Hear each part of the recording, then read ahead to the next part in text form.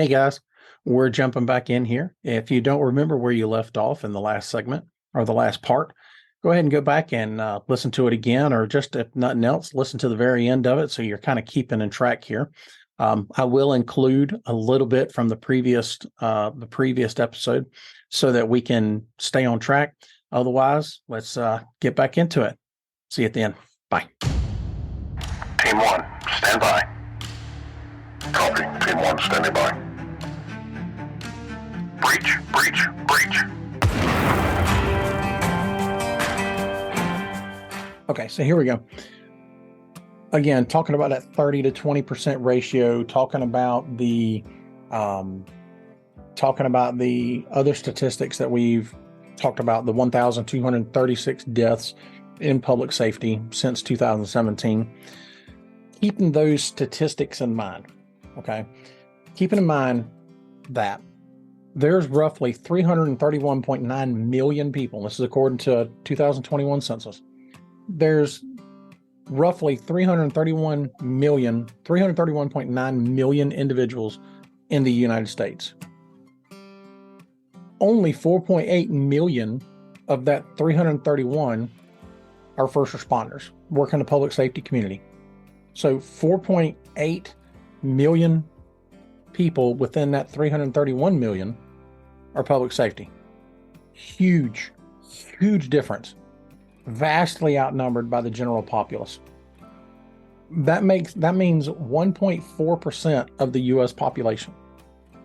1.4% of the U.S. population are comprised of those of us in the public safety community. Yet our rates of suicide are higher. 1,236 since 2017. We have such a smaller, like I said, 1%, not even 1.5% of this population, yet our numbers are so much higher. So much higher. That kind of resonate with you on how important it is, how important mental health is in the public safety community. When there's such a vastly smaller group of us, but yet our mental health, behavioral health conditions and things like that pass the general population numbers by so much. Even if we didn't surpass it, even if we didn't surpass the general population in a lot of these statistics,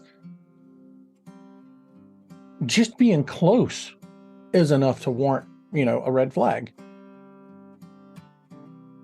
Just being close to the average number is a red flag. 30% of public safety will develop a behavioral health condition versus 20% of the general population. Guys, if it were 20% of the general population and we in public safety was 15%, that's still too much. When you're looking at 1.4% of the U.S. population, even coming close to what's left of the 331.9 million citizens or people inside the U.S., how does that number even get close?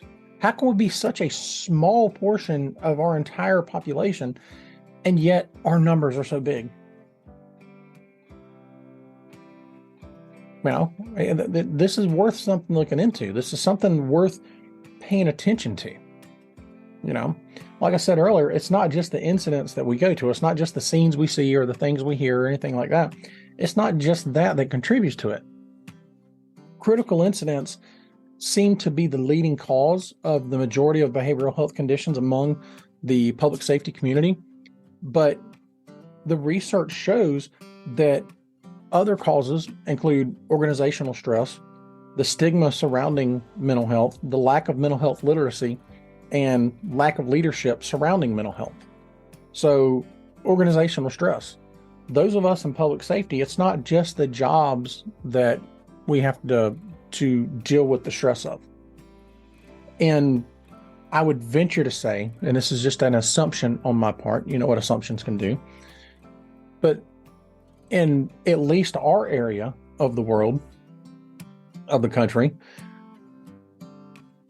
we have an organizational design just like every other job. So we've got individuals that are above us, supervisors and things like that. We've got people that are above us. And because of that, the organization has its own stress, constant changes in the winds of the public, and the winds of societal acceptance and things of that nature, changes in laws, changes in procedures. All of these things create organizational stress. So we're not just dealing with, like, those of you that work in a typical office that's not public safety, the stresses you go through just because of your organization, your deadlines, and, dealing with other employees and things of that nature. We have to deal with that as well. We have to deal with that stress, that organizational stress, on top of the stress we experience going to these calls. And it doesn't have to be a major call. I'll tell you from personal experience, it doesn't have to be a critical incident to cause stress. You know how many people we have to deal with, how many personal contacts we make in just a shift, just one shift alone, the personal contacts we make. We are exposed to and deal with a vast number of personalities. Just last night on shift, dealt with an individual, 22 years old, and looking at him, I'm 21 years older than he is. I'm looking at him and he's telling me about the woes in his life, and then he immediately changes from someone that's, wanting and asking for empathy, asking for help, to immediately flipping the script and being aggressive. Maybe not so much physically, but verbally. Now he's being aggressive. He's talking bad. He's talking ugly to people, and this, that, and the other, and he's going back and forth. Guys, that's mentally taxing on individuals. That's mentally taxing on those of us in the public safety community. And it's not just law enforcement, fire department, EMS, corrections, dispatchers. They all deal with it too. I've told you guys, I think before, that my wife is a 911 dispatcher. And I've heard the stories from her, how she's on the phone with an individual who's called asking for help, and they flip from talking to her normal to the next thing she knows, they're cussing her out because, we don't have some magic teleporter that pops us up at their house. They go from, yes, I need help. Yes, ma'am, please send them, blah, blah, blah, blah, to, you need to get them here now, and yelling and cussing at her. That's mentally taxing on her. And she's not the only one. It's everybody in the public safety communications. In the dispatcher world, that's all of them. They all deal with that. Fire department, EMS, corrections, they deal with it as well. Those individuals are dealing with the same people I am, the same people that my wife is. They're dealing with these same ones. And that's just taxing. So all of that on top of all the organizational stress, this stuff just starts piling up. You talk about the stigma surrounding mental health. I've talked enough about that. You guys understand what I'm talking about, the stigma around it. It's, the fellow employee not trusting. It's the employer not trusting. It's, it's being seen as weak and not capable of doing your job. It's people worry about it interfering with their advancement. Some are looking to move up the organizational chain. They don't want to be a worker bee like that all the time. They want to start moving up so they can make other changes and other differences. So they worry about, letting it be known that they need a little mental health. And just because of the simple fact that they don't want it to stop their forward progression or their upward progression through the organizational change, so that they don't say anything. That's a stigma. Talking about the lack of mental health literacy. I talk to people all the time that are clueless about things that affect our mental health. They know things like depression. They know things like alcoholism, but they don't know anything about PTSD. They don't know anything about other mental health aspects, anxiety. They don't know things about this stuff because it's not something that they think about. It's not something that they've been trained in. It's not something they're educated on, something they haven't at least knowingly had experience with. So they're ignorant to mental health in general, how to deal with it, how to spot it, how to recognize it, how to get help for it. They're ignorant to it. And I'm not saying that to be ugly and mean. I'm not. There's a lot of things in this world I don't know, and I'm ignorant to it. It doesn't mean I'm less of an individual. It just means, I don't know. So, we're talking about that lack of mental health literacy, that lack of knowledge on what it is and how to deal with and everything like that. And then, of course, the lack of leadership surrounding mental health. And this is something that it can be intentional, it can be unintentional. It can be unintentional just because of the mental health literacy. Our supervisors, our leadership in our organizations, again, most of them are the old dogs. They're the ones that are long in the tooth. They're the ones that have been doing this for 20, 30 years. It wasn't a thing for them. So it's not going to be on the forefront of their minds because, well, that's not how they did it when they were on the road doing it, when they were out in the field doing it. So it's different. It could be the literacy. It could be the stigma. Oh, well, if anybody in my organization can't hack it, they have a mental health issue, well, they just don't need to be doing the job. Well, that's an incorrect. This is an intentional thing at this point.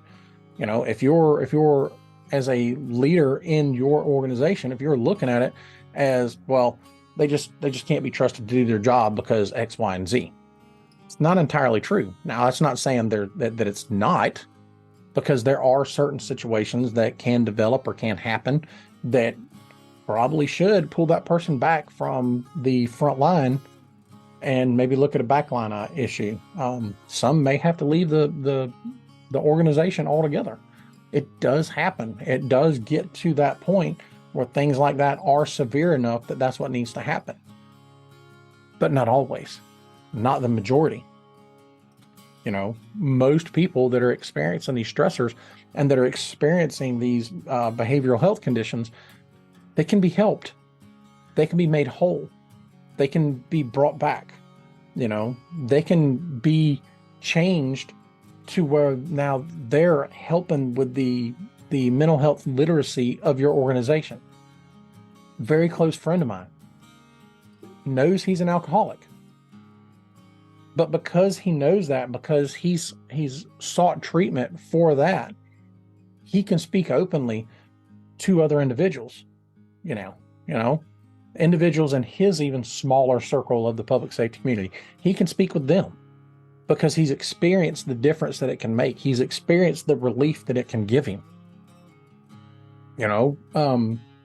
So it all plays into it. And if the leadership in our organizations aren't willing to be open and accepting and try to help with that, then we're just going to keep kicking the can down the road and we're never going to make a difference. It's like we talked on the last episode. This isn't something that I can do alone.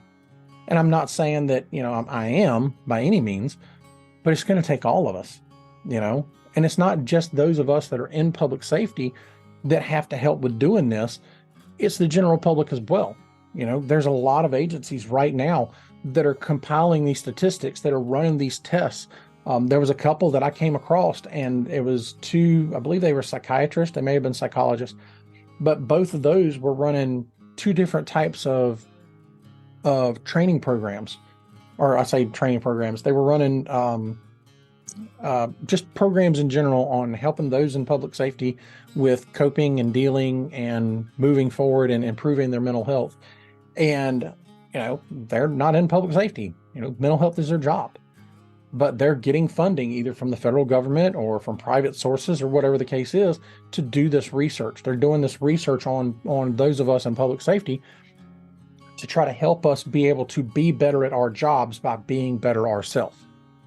Like you guys have heard me say before, it's okay to not be okay. And that's what people are starting to realize, but it's not going to continue if we don't keep pushing it, if we don't keep trying to bring a face to these things and a voice to these things to try to help save those of us in this job from developing these poor behavioral health conditions before we fall victim to suicide or any of these other aspects. We have to keep pushing. We have to keep trying. As a subculture in ourselves, we've got to do it. But in general, in public safety, or not in public safety, but in general, with the general populace, we've got to all keep trying. We've got to all be supportive of it. And it's because we expect so much from this 1.4%. There's so much expected of this 1.4%, it's a valuable resource. Why would we not try to take care of it? It makes absolutely no sense to not try to help it, to not try to make it better. You know, you guys go and buy a brand new car, you don't just let it sit out in the driveway and turn to crap and look like crap. You're out there polishing it. You're out there washing it, polishing it, vacuuming it out. You're doing all these things to keep that car looking nice. You know, the same with a house. You go get you a new house or a new apartment or whatever the case is. You're doing things to keep those things nice because you want them to last. You want them to be around for a while. It's the same with our public safety community. Okay. It's the same. If we want to keep these individuals around, if we want to keep them looking good and working and being proficient and smooth and doing the things that we want them to do and that we ask of them, we have to keep working on it. We have to keep trying to make it better. We have to keep trying to keep it up. You know, talking on cars, because I do mess with cars. If you're driving a car, you never change the oil, you never check the tire pressure, you never check this, that, and the other, that car is going to break down on you. You know, so you're going to be doing your oil changes, or someone's going to be doing your oil changes ever so often. Someone's going to be checking the tire pressure. Someone's going to be doing the maintenance on your car, the preventative maintenance on your car. You know, that's because you want it to keep working like it's supposed to. Public safety is no different. You know, in general, people are no different, but in public safety, it's no different. If you want to keep the machine working right and you want the machine to do the things that you want it to do, you got to take care of it. You got to keep it up. You got to do the preventative maintenance. You got to make the maintenance. You got to do these things if you want it to happen. It's no different. And that's what we're trying to do here. So jumping back into some of this, suicide risks. How do you notice or pick up on the fact that someone is or may be considering committing suicide? Well, there's a bunch of different ways, but some of the research that I looked at gave some help in that. Increased uses of alcohol or drugs. And by drugs, it doesn't necessarily mean you find your coworker, snorting a line, off the trunk of their car or whatever the case is. It could be just sleeping meds. It could be caffeine pills. It could be any number of things that people have started increasing their use of. You know, you find out that on your off days, your coworker has gone from having an occasional drink to getting blackout drunk almost every day off. That's a sign. You know, you've got a coworker that's like, oh man, I'm up to taking 5 melatonin a night and try to get some sleep. That's a sign that something's going on. Acting reckless. You see these individuals start doing things that they wouldn't normally do, things that can get them hurt or get them killed. You know, they increase this. By nature, our jobs are often enough high risk. But you're starting to see these individuals do things that they wouldn't normally do. You know, you're in the fire department and all of a sudden you're watching one of your coworkers, I don't know, charging into a burning building without making sure, the proper equipment was set up and the proper measures were taken before you enter that building. Corrections, you got an individual that's running into a fight between inmates without making sure they had backup and protective gear in place and things like that. You just all these reckless actions are starting to come in, and you notice these things. That's a possible sign that you got someone that's at a higher risk of suicide, or at least at bare minimum a higher risk of having some mental health thing going on. Withdrawing from activities. The ones you're close to, all of a sudden they stop wanting to hang out, whether it's on the job, whether it's out of the job, whether it's during off-duty hours, they stop wanting to hang out. Or you find out that they're not going to the gym as much anymore. They quit going to the gym. They're not going to the baseball games. They're not doing this. All of these things that they did that they enjoyed doing, they've stopped doing, or they're doing less.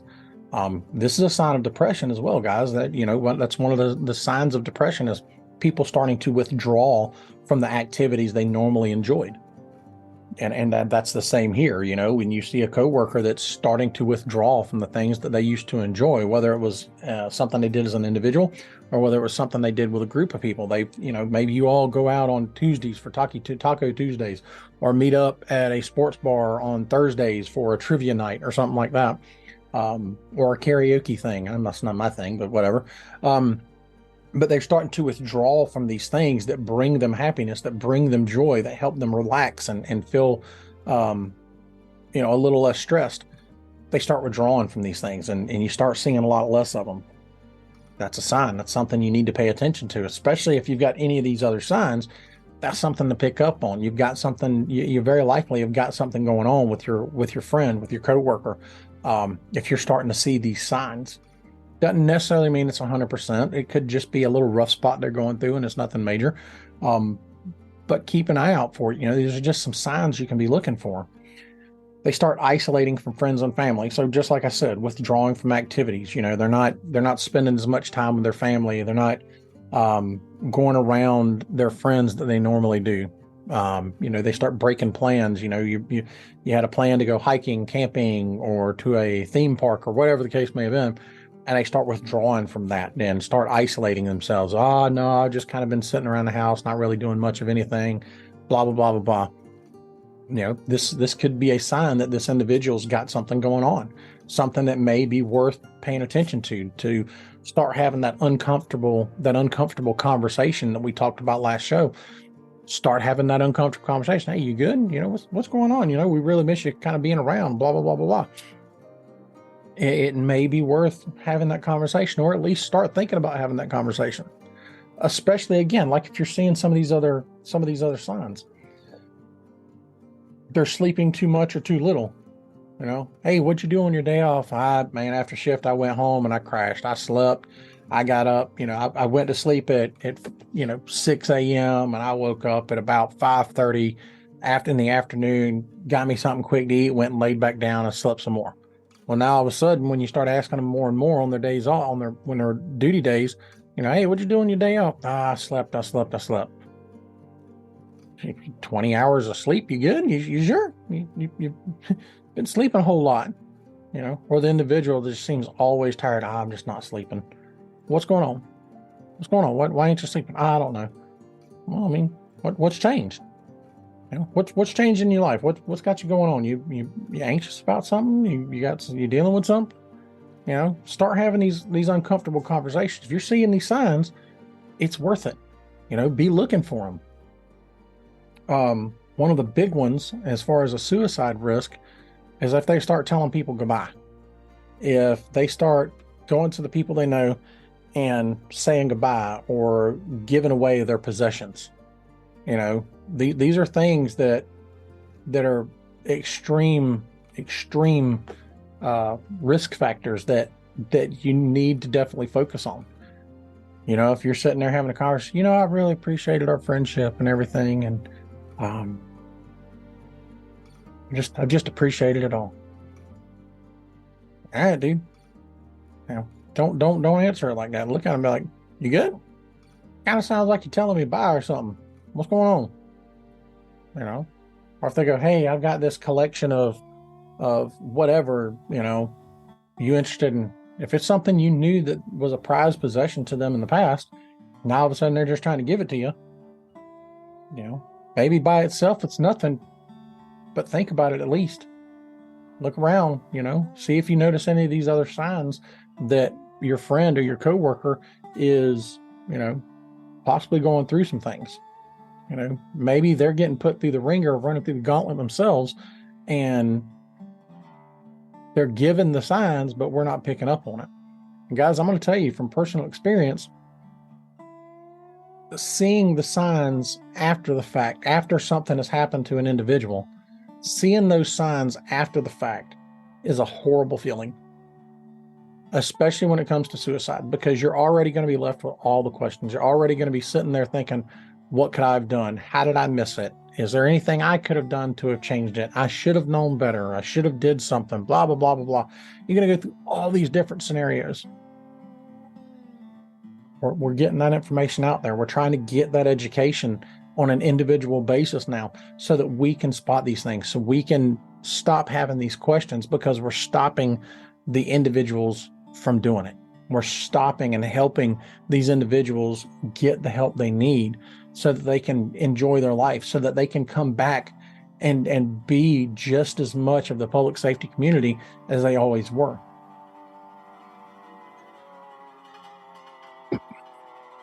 We have to. We've got to start doing this. We lose too many of us. Another sign to look for is aggression. So all of a sudden, someone that was, fairly passive person, all of a sudden now starts getting more aggressive. Doesn't have to be physical. It could be verbal. They start showing signs of aggression when there's, simple confrontation between employees or coworkers.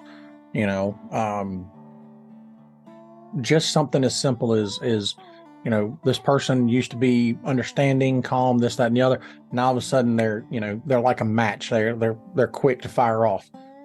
These are things that you need to pick up on. These are things you need to see. These are all signs that something could be going on and causing that person some kind of mental health stress, or that they may be in the early stages or going deeper into a behavioral health condition that's bad. Some other signs to look for: depression. Do they seem more depressed? Do they have a loss of interest in things? Are they showing that aggression? Do they seem more irritable? A lot of times people can kind of come off as just being in a bad mood all the time. If this is somebody that wasn't in a bad mood, or that was a fairly happy person, all of a sudden they seem like you're always in a bad mood. What's going on? What they got going on in their lives that's changed their mood. If there's somebody that was outgoing and a social butterfly in essence, and now all of a sudden, it's hard to even get 5 seconds in with them to have a conversation, could be a sign. Could be a sign that they've got something going on that needs some attention, and it's at least worth it on your behalf to speak up. Humiliation or anxiety. If they feel humiliated by certain things in their life, or they're constantly anxious, these are signs. These are things to watch out for. One of the things that was noted was vocalizing, and these are going to seem kind of duh at first. Like, well, of course, if they say that, I need to be concerned about it. But when you hear these phrases, I want you to, or you hear these generalized phrases, I want you to think back in your communications or your conversations with your coworkers, with your friends, and tell me if any of these could have applied. See if it sparked something in your mind that maybe this individual has been dealing with something and you didn't notice it because it didn't happen back to back to back, or they didn't come out and say, hey, I'm thinking about killing myself, or God, all I want to do is just freaking get drunk all the time. So obviously if they vocalize killing themselves, again, duh. Obviously if you hear someone say they want to kill themselves, that's going to be a sign. But having no reason to live, it's not worth it, man. I ain't no sense in me even being around anymore, especially if they're in a depressive state at the time that they make that statement. Well, spidey senses need to start tingling. Okay. Again, seems duh, but how simple of a conversation can it be that generalization can be given in a subtle manner? Pay attention to what's being said. Actually listen to what your coworkers and these subordinates and so on and so forth are saying. It could be subtle, but it could be there. They could be telling you that they've got no reason to live. Their spouse left them, their children don't want anything else to do with them, or their mom and dad, or their friends, or whatever the case may be. Something's changed. Now all of a sudden they've got no reason to live. Seems duh, but sometimes that statement, even the killing themselves statement, sometimes it's not so straightforward. Sometimes it's a subtle implication, and they're putting it out there as a litmus test on how you're going to respond, so they know whether or not to open up to you. Pay attention to it. Think back over conversations you've had, and whether or not someone that you deal with on a regular basis, or even on an occasional basis, maybe going through some of this stuff, they feel like they're being a burden to others. Guys, I'm gonna go ahead and tell you that this one, at least in my opinion, from my experience, is one to listen for, but don't take it on its service. Being a burden to others. I myself, like we talked in the last episode, I didn't open up to a bunch of people about what was going on with me. I was sad about losing my brother and my uncle and my close friend. I was sad about those things, but I didn't open up to people about it because I didn't want to be a burden to them. I didn't want them to think, oh my God, now I've got him over here and I don't want to deal with it, so on and so forth. In reality, very likely would have not have been a burden, but that was the thought process. I didn't want to vocalize it to individuals because I didn't want to be a burden to them. That was at least one of the thoughts that went through my head when dealing with all that. So I wasn't thinking about suicide or anything like that, but I was obviously going through something. I was going through mourning. I was going through sadness over these things that have occurred in my life. And that was how I felt. I felt like by telling anyone else what was going on with me, that I was going to be a burden. And of course, after the fact that, oh, you don't ever think that, you need to talk to me, so on and so forth. But it's hard to see that when you're in that moment. When you're in that moment of feeling like you're a burden to people, that's a problem. And if you look at individuals that are going through things even worse than what I did, or they're handling it a lot worse than what I did, that's a statement that can be a sign that there's something more serious going on. Maybe it's not just sadness. Maybe it's not just mourning. Maybe it's a serious mental health condition that's deteriorating rapidly. So pay attention to that one. Don't take it for granted by any means, but also just keep in mind that there are other things that could be attached to it that maybe are not revolving around the deepest portions and darkest portions of that. And I kind of feel like my own thoughts on the stigma of mental health and public safety kind of come out on that one. So there you go. It happens just that easy. Hey guys, got to jump in here real quick. I hope you're enjoying the content. However, we have reached the end of this particular part, and we'll pick it back up on the next one. Thanks for joining me. See you on the next one.